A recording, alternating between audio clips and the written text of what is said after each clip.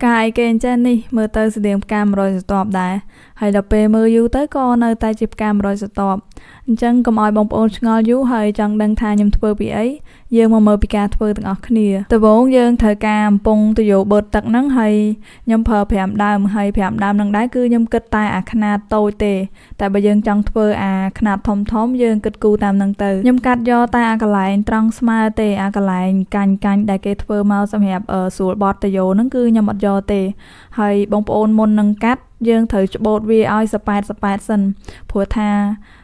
សប៉ែតអញ្ចឹងបានយើងស្រួលកាត់ឲ្យវាចេញជារាងស្លឹកផ្កាបន្ទាប់ពីកាត់វាឲ្យចេញជាស្រទាប់ផ្កាហើយបងប្អូនសកត់អាកន្លែងកតុយវានេះឲ្យវាបាក់អញ្ចឹងមកបន្ទាប់មកយើងយកមកចូលដេកកៅអៅយើងហ្នឹងយកមកចាក់ទម្លុះវាហើយខ្ញុំចាក់ទម្លុះអញ្ចឹងដោយសារតែ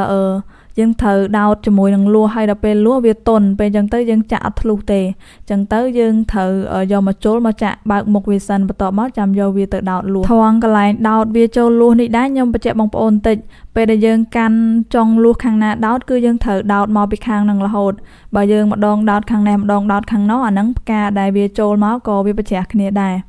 ហើយលួសយើងរើសលួសណាកាន់តែតូចកាន់តែទន់គឺកាន់តែល្អបើទៅយកវិញខ្ញុំទិញនៅផ្សារម្ដុំតែ1500ទេបងប្អូនចង់យកអាសុតក៏បានចង់យកអាចម្រុះពណ៌ដូចខ្ញុំអញ្ចឹងក៏បានដែរបន្ទាប់ពីដោតចូលអស់ហើយយើងរុញវាឲ្យណែនចូលគ្នាអញ្ចឹងមកបើខ្ញុំប្រើដៃទទេអត់កើតទេតើតែមានតែកាប់ជួយបងប្អូនហើយបន្ទាប់មកយើងមូលវាតែ4-5ជុំអញ្ចឹងទៀតមកចេញរាងផ្កាបាត់ហើយផ្កាហ្នឹងមហាស្រួលហើយបងប្អូនកុំភ័យថាអើយធ្វើមិនចេញធ្វើមិនកើតអីមានតែតយោមានតែលួសអញ្ចឹងមកធ្វើបានបាត់ហើយគ្រាន់តែថាយើងធ្វើវាមិនដូចផ្កាមែនតែន100%អីទេវាបានតែស្តៀងនឹងឯងដូចជាបដូលផ្កានេះអីខ្ញុំអត់បានយកពណ៌ផ្សេងយកមកធ្វើទេខ្ញុំយកពណ៌ដូចទៅនឹងស្រទាប់ផ្កាយកមកធ្វើដែរអញ្ចឹងហើយបើថាឲ្យរដូចផ្កាមែនតែននឹងរំឃើញទេបងប្អូនអើយបានតែស្តៀងនឹងឯងប៉ុន្តែគ្រាន់ថាផ្កានេះវាអត់ចេះស្អុយរលួយទេយើងធ្វើហើយចង់ទុកដល់រាប់ខែរាប់ឆ្នាំទៀតក៏វាមិនងាយទៅណាដែរអញ្ចឹងបដូលផ្កានេះបងប្អូនកាត់វាឲ្យល្អិតដូចខ្ញុំអញ្ចឹងមកបន្ទាប់មកយើងមូលវាជាមួយដើមហើយដើមនឹងដែរគឺខ្ញុំអត់បានប្រើអាដើមដែលគេសម្រាប់យកមកធ្វើផ្កាទេគឺខ្ញុំប្រើលួសប៉ុន្តែលួសហ្នឹងវានៅទន់អាចឲ្យយើងបត់បានទេធ្វើផ្កាហើយខ្ញុំមកកាត់ស្លឹកម្ដងស្លឹកនេះខ្ញុំយកទៅយោពណ៌បៃតងមកឆូតវាអញ្ចឹងហើយយើងយកអីក៏បានដែរមកអស់វាអញ្ចឹងទៅឲ្យវាលាគ្រាន់ថាវិធីនេះវារៀងយូរបើបងប្អូនមានឆ្នាំងអ៊ុតបងប្អូនកាត់វាដូចខ្ញុំកាត់ដបងនឹងហើយយើងមានកតាស2មកដាក់ទៅយោនៅកតាលទៅយើងអ៊ុតទៅវាលឿនជាងបងប្អូនតែបើអត់មានទេមានតែតាមចាក់ស្ដែងដូចខ្ញុំនឹងមកព្រោះថា